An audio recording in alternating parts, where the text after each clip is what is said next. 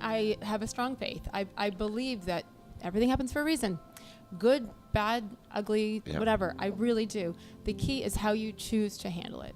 Champions are made and cash always follows. But where did it all start? These are the true stories of the blockbuster sports deals that went down in the locker room, boardroom, and between the lines that made many people very, very wealthy. This is The Playbook. All right, this is Dave Meltzer, CEO of Sports One Marketing, and it's Entrepreneurs, The Playbook, and I am blessed to be with one of my favorite people in the world. I mean, I adore you, and if I was younger and better looking, I would try to steal you away from your gorgeous husband. That's how much I love you. I texted Warren a picture of us. Oh, you did? Yeah, and I said, I love her.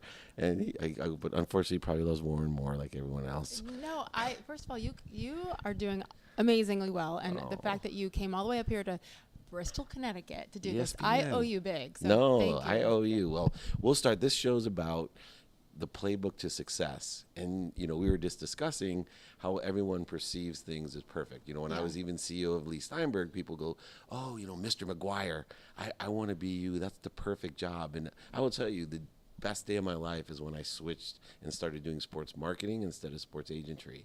And so I was kind of wanted to know your playbook, and we'll start maybe in college, where you were at IU and what you were doing there, and kind of your playbook to success to become the great female anchor of ESPN. Let's now use a real title. Yeah, right. Which is, the word great is not at all in that. Gosh, it's funny because I graduated from Indiana University, Hoosier for life, in 1995. And Bobby Knight was still there? Yes, Bob Knight was still there, rare form, absolutely.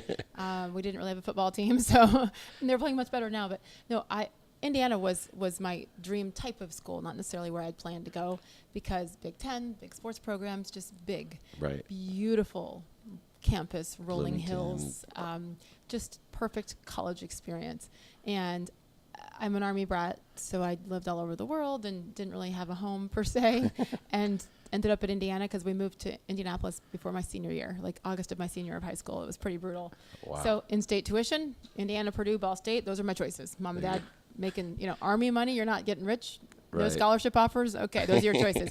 And it was the best decision of my life. It also was like an awakening because I had always done well in high school, but never really had to learn how to study. Smart enough to get by. It's about it, as I found out once I got to Bloomington. So I just really struggled. I didn't know how to study when you're one of 500 people in a class and you couldn't raise your hand, and there's no homework assignments, it's tests. Well, you seem really personality based, right? You told me, I love talking to people, this is what I love, engaging. Yeah. So I can see, because I know I have the same personality, and it was the opposite for me. I went to this tiny college, right? And so 1,500 people, I had a huge high school. So what do you think, for people like us that are outgoing and fun, and you're one of 500 and you don't have a personal relationship with your professor, because we use our charisma a lot. And I'm sure in high school. Well, no, I was a different person. Oh, tell me. I was so crazy shy. And I've told the story a lot recently, to the point where my parents were calling doctors. Really? Like, what's wrong with this child? Why won't she talk? And I talked to all my family and, close friends. I was just painfully shy. So that was when in hindsight, that's when I began to come out of my shell, because I had to survive. I had to realize that my study habits just weren't, I was on academic probation. Wow. For 3 semesters below 2.0. Really? Long story. I won't bore you, but I kind of fell through the cracks, and they didn't keep track of me, and I was afraid. I thought it would go away magically instead of addressing it. I didn't know how to address it. I was a disaster. Did you tell your parents you were doing poorly? No. You just God, hid it. No. So they were busy doing their stuff. They just in-state tuition. I would get the report card or whatever, and I'd change the D to a B. Really? And I'd be like, I was just bored, and I was tracing it, and I'd send it home. Like, I don't know. Nice. It was terrible. But that was the worst thing I ever did, honestly. I was such a perfect, annoying kid. But no, I had no clue. Yeah. And I wasn't partying. I wish I had. With those kind of grades, I wish I had. Well, then you'd look my age if you did. This is what happens when you party in college, right here. This is no. I just was so overwhelmed, but in a very innocent way. Wow. And had to go in, I guess, charisma. But no, I was genuine. I had to go in and ask for help in a couple of classes. And they gave me a shot, and I barely passed and barely graduated. It was a huge lesson. And from there, it was a lot of luck. I interned, I had non-paying jobs, and then a guy that I had met while waiting tables at a steakhouse in Bloomington, Indiana, ends up that he was the head of the Indiana University Foundation, which gives scholarship money to needy kids. I wasn't that needy per se, but he saw my heart and my drive to become a broadcaster. And he, months later, after I graduated, referred me to an old fraternity brother of his who was the GM of a station in South Bend, Indiana. And that's how I got my start. Wow. Because I was personable when I was waiting tables, and I look back, like, that's what saved me, is being a friendly, outgoing, kind of caring Positive person energy. that outweighed the grades. And sometimes one meeting, it's cliche, right? Yeah. One meeting can change your life. So I talk about that all the time. A lot of people tell me about luck. And I lived a lot of my life until I lost everything in my 30s with this Midas title. Like, oh, everything Dave Meltzer touches turns to gold. I made money. I was a millionaire 9 months after I graduated law school. Wow. And people tell me, oh, you're so lucky. But I truly believe that hard work meets opportunity. Yeah. And it was more than that. It was that I was an optimist like you. I treated everyone, I was kind to my future self, as Leigh Steinberg taught me. And I treated everyone, whether I was waiting tables or I wanted to leave, my mom taught me, every person, place, or thing better than I found it. Yeah. And somehow I believe that became my luck, was really just, I was at service of people. I was really just trying to help everyone. And then people started wanting to help me. And I ended up in these great jobs. You know, my law professors like, Dave, you shouldn't be a lawyer. This internet company, and I could tell you the same way. This is luck, but you interned places. You worked really hard. You persevered from challenges that were there. What do you think creates luck? Whoa. What do you think creates luck? I told you it'd be an easy interview. Sorry. Thanks a lot. I lied. Usually I ask the questions. I don't like this whole format. I don't know. That's a really, really good question.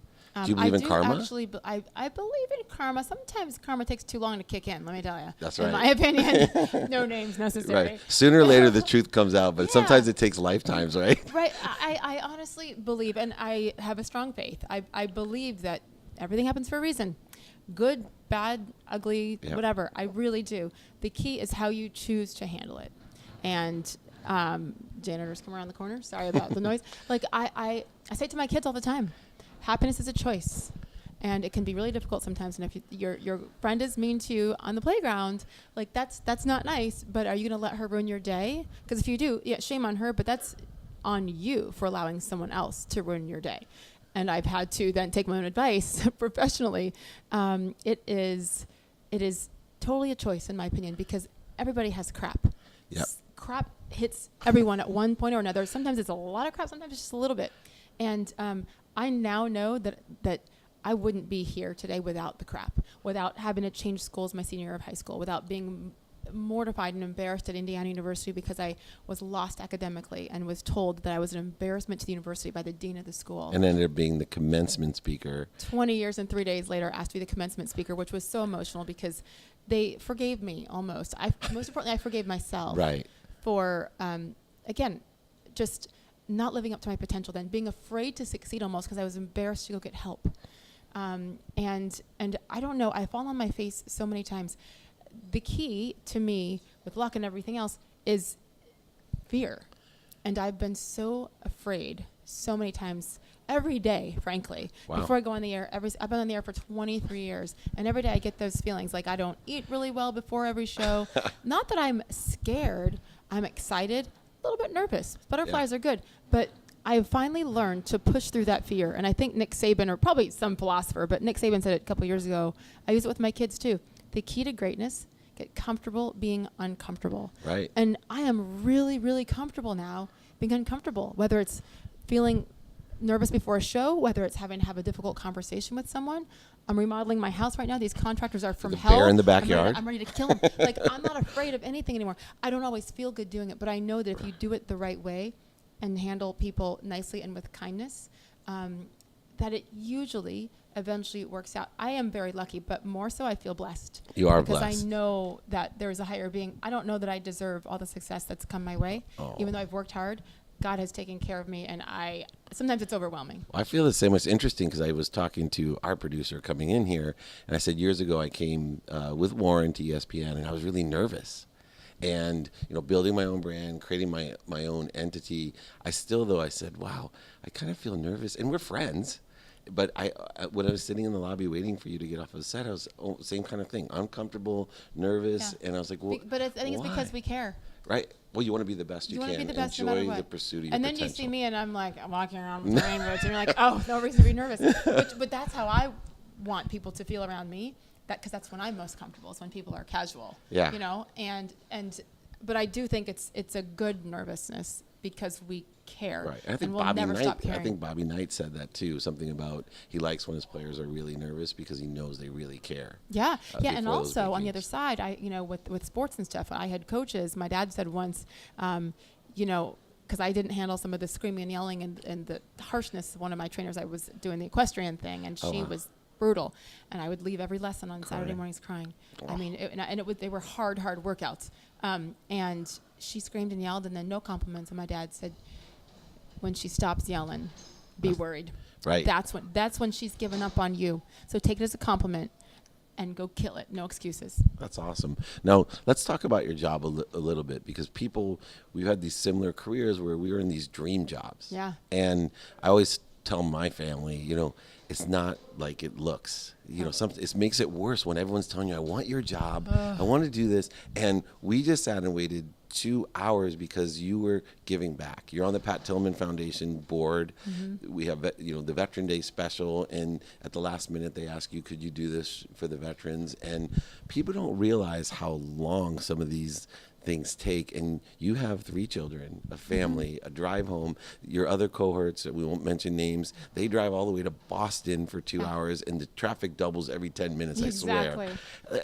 Tell us a little about the inside of what it feels like to everyone think you have this perfect life, and reality is there that, look, you have to still work out and do these things. Yeah. Tell us a little bit about that. I mean, when I was getting ready to do the commencement speech in May of 2015 at Indiana, I was Monday before the Saturday commencement, and I had done nothing, because that's typical me, wait till the last second, procrastinate. But the adrenaline rush is kind of what makes me, at the end, succeed and perform.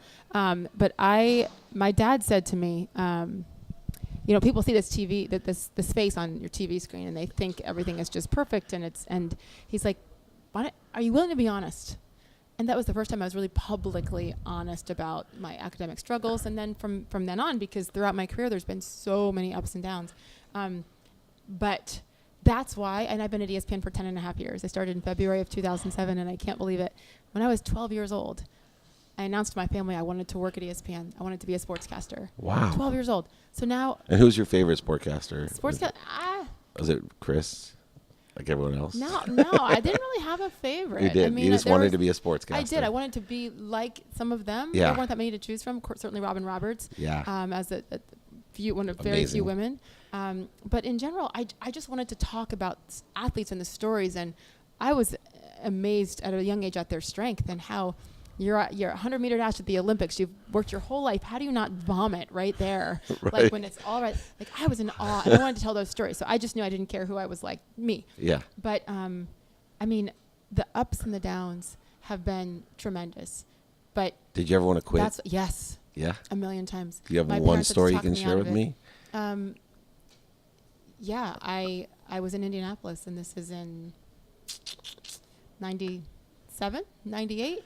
Yeah. Loved it. Top 25 market. It was my first sports job. I was in news before because nobody would let me into sports. And long story short, I was making like $18,000 a year in a top 25 market. Oh, and this is late 90s. It's not like it was 1965. Right. And I was contracted to get a $2,000 raise. 2000. So I would have gotten up to $20,000 a year. Wow. Again, top 25 market. Yeah. People there making 6 figures. And so, long story short, I went in and I asked for an advance of my raise because I was having to wait tables at night to support myself, to pay rent. And I was on TV during the day. So people would recognize me as I'm passing out their steaks. They're like, aren't you that girl? I was like, yes. How would you like your steak? Medium rare, fine, butter, baked potato. So, that's awesome.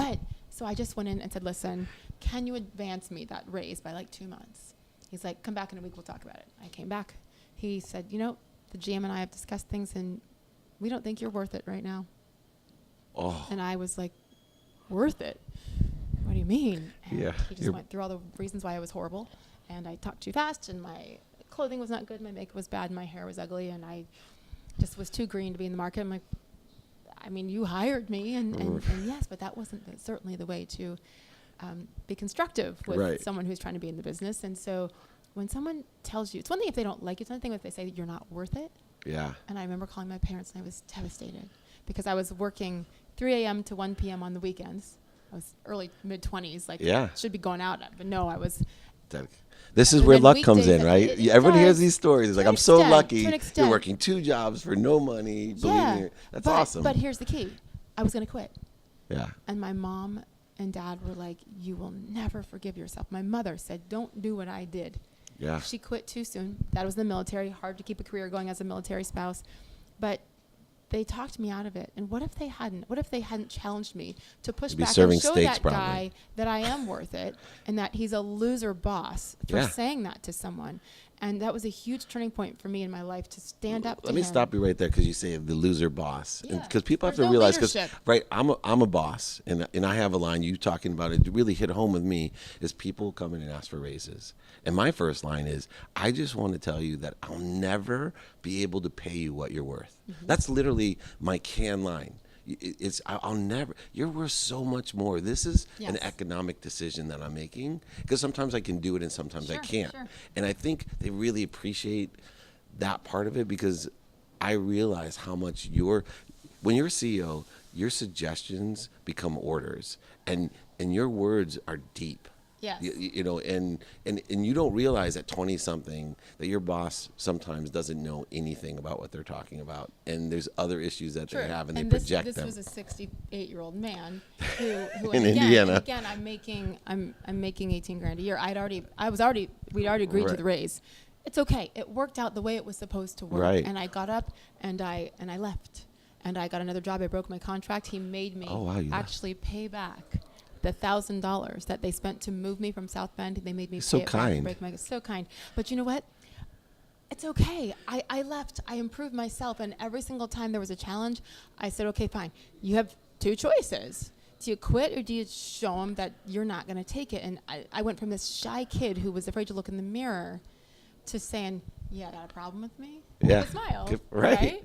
And so, yes, luck, but like I now know, especially the last year, I've just been through a lot of different stuff. Yeah. I now know that I can handle pretty much everything. Did you ever run into that guy in Indiana Super Bowl? Have you ever run into him? He retired shortly afterwards, but he stayed in town, and one of my old producers used to see him at the gym, and they'd be on the treadmill. He'd be like, that's our girl. Yeah, right there on TV. That's ours. I was like, yeah. Sooner or later, the truth comes out, right? And it's okay. That's awesome. It's fine. It's fine. Like, I'm thankful, you should because thank maybe him. I wouldn't have gotten angry enough to go fight.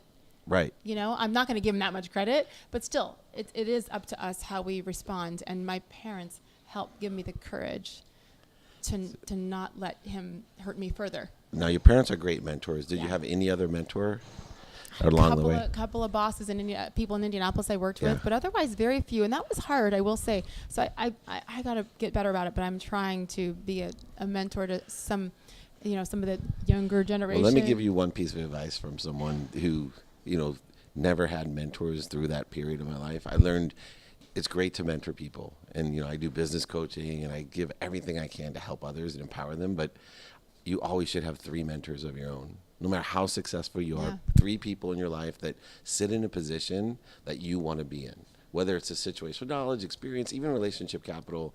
So in my 40s, I started taking on mentors and asking very powerful people to help me, and it changed my life. And they're so willing. I think that, as you know, trust is such a huge issue in this business. And I've just... As you look over your shoulder. I'm like, who's listening? I have truly, especially recently, my circle is so much smaller, because even people that I used to look up to and respect or even consider friends, I realize they're not. It's hard. So it is hard, but it's healthier, because I don't have time for the people I do like and trust. Right, let alone. Much less the ones I don't. So yes, I would love to have more mentors, and I plan to continue to give back to others, because I just didn't have anybody to bounce questions off of. But especially with this new job, and I'm up at 3 a.m. and and I'm at work at 4:15, and we're on live 3 hours a day. Like it's and then the a heavy extras for load, another and then 3 hours. extras, and you have meetings because everybody else comes in at 9, and they're like, hey, you want to meet at 2? I'm like, no. And they're like, yeah, be there at 2. Great. My husband's right. He's like, where are you? And then I get about 3 hours of sleep because if the World Series is on, I got to go live at 7 a.m. talk about I got to watch that game, especially certain sports. I feel like, yeah. So anyway, point being, I don't have time for the important stuff, much less the others. And so the trials and tribulations recently have been so healthy because it's forced me. I always feel like I don't know. I want to be friends with everyone because I that's me, but I can't. Yeah. And so what do you have to sacrifice in order to try to become, I'm not healthy right now, become healthy? What am I chopping out? And I'm chopping out the people who I know actually really don't care about me. Right. And it's been healthy. Yeah, I had to divorce a lot of my friends, and my wife inspired me to do that and surround myself with the right people and the right ideas. Hard. Yeah, because they will drain you, and you don't realize that you only need, I always say, if you can count your closest friends on the palm of your hand, you're completely blessed. Well, last question. I know because you do. You're fine on time. I want to know your legacy. If you're going to leave your legacy, what is it going to be? The Sage Steele legacy, what is it? You can cry. It helps. Go ahead, cry. I haven't cried yet today. I'll cry if you cry. Once a day, so. I cry once a day too. You know, it's funny. I was asked this recently by a college student, and I think the thing I'm probably most proud of is that people always say how nicely I've treated them. And recently my dad's neighbor, a 90-year-old man, put 2 and 2 together, and he's like, my great-granddaughter interned at ESPN, and she had to do teleprompter, and she said Sage Steele was the only person who introduced herself and came over and thanked her and didn't yell at her, the only on-air person. And he said she loves her, and she made my whole family because she treated our daughter special and not like some kid intern. I didn't know who she was. Right. I have no idea who he's talking about to this day. I exchanged cookies and arugula and all that at Christmas with the janitors and with the security guys because, I don't know, I'm an Army kid at heart. And in order to survive, we had to talk and be friendly. And, I mean, I get so hurt sometimes when, like, you say hi to somebody at the grocery store and they look away. I'm like, right. You're such a pleaser. I'm such a pleaser. It's a total terrible disease. Oh, I had it. I'm trying to kick that.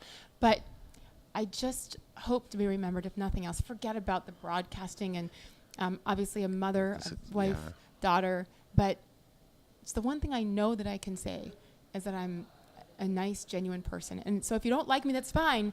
It's real. Yeah. And I hope, you think about, okay, so if you die, who shows up at your funeral? What do they say? That's the one thing I pray is that people remember that I always tried to be kind. Yeah. It's amazing because I just close my eyes and I always say, who's that person that most impacted my life? And my goal is, if this could be one person that I affected that way. And kindness is underrated. Oh. And I tell people, look at people in the eyes and smile, and your life will get that much better. But it's a choice. Grateful. Like I said to my kids, happiness is a choice, and we all have things. There's some things now in both of our lives, and it's like, okay, yes, but my father is in chemotherapy every week right now. Oh. That's why the move back east, that's why I knew it happened. The day I got the offer is the day he got his diagnosis, literally. So you talk about a blessing, and so that's you can always have an excuse to be depressed. My father is choosing to be like, let's go get it. So who am I to complain about being tired because I get up at 3 a.m. to talk about sports on national TV? Right. Woe is me, right? Happiness is a choice, and I'm choosing happiness. One of the things I learned changed my life was I'd rather people hate me for who I am than love me for who I'm not. Totally. Right, and that was my biggest problem. I wanted everyone to love me, and because I was kind, and I am a pleaser, and then it would hurt my feelings that I felt like, how dare you not like me when I'm trying to do for everyone else and I'm sacrificing it. Like, it's not for me. Like, I give everything away. Totally. And like, even today, you still have that. I was amazed. We're so late, and you're so gracious to have us here. And you just kept saying, I'm sorry. And I'm sitting here going, go home. We'll do this some other time. Like, you don't ever apologize to me. You're an amazing person. Everybody, first of all, who knows, in a couple years, you might not want to talk to me. Like this window of opportunity closes quickly, especially as women in sports. Like, it's just different. So I'm trying to like squeeze it all in as quickly as possible before people say, who? Yeah, that's coming. It's scary. Well, I look at these influencers on social media, and I've tried to teach these young kids. I said, it's a fading thing. You may have 6 million followers, but when those followers turn 14 or 15, they may not like you anymore. Right. And what are you going to do? Because this is a short window to monetize it for yourself at this age and to build a brand, and you do that through giving back. You know, and you, that's why your brand will last, even if you're done, you know, and I know my clients and business partner, they've done an extraordinary job of building a legacy. Yeah. And, you know, 20 years after they're done playing, they still are in demand because they've given back. Because they've given back, and they've for like the most part tried to be just true to who they are. And what did you say about rather they like you for rather they hate you for who you are than love you for who you're not. Bring on the hate, guys. That's right. I don't hate. I don't hate. Yeah, not you. You can't hate me. No, never. I love you, and God help you if something happens to my wife, because I'm coming knocking at your door. I love you. You heard it here first. Yeah, I know your husband's much best. bigger and better looking than me, but something happened to him too. You're terrible. We'll send him on trips together. No, but if nothing else, we're gonna eat really, really well. Dessert especially. I'm dessert. Yeah. You're the entree. Exactly. We got the whole plan. Road trip. You're always invited. Warren and I will take you out. This is Dave Meltzer with the wonderful Sage Steele, and it's the Playbook for Entrepreneur. Thank you. Just make sure that the people that you align with you. You know, that you partner with. Make sure that they have the same morals. Make sure that they're, you know, willing to lose as you may be. You know, unfortunately, there will be losses. No one is going to bat 1,000.